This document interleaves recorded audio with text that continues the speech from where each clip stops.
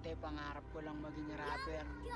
Ngayong lumalaki na ako, pangarap ko naman maging success businessman. Yeah, dati nagrarap lang ako pero wala akong napapala. Mas narealize ko na kailangan mo dumiskarte para matustusan yung pangarap mo. At binaligtad ko lahat ng mga pananaw ko sa buhay, G. Ginagamit ko na lang yung rap para sa market. Kayo na yung magaling, basta akin na yung pera. Nakababad sa studio dito aking selda. Kinukuha ang datong, ako lamang mag-isa. Lakong ibang gusto kundi pera talaga. Kayo na yung magaling, basta akin na yung pera. Nakababad sa studio dito aking selda. Kinukuha ang datong, ako lamang mag-isa. Lakong ibang gusto kundi pera talaga.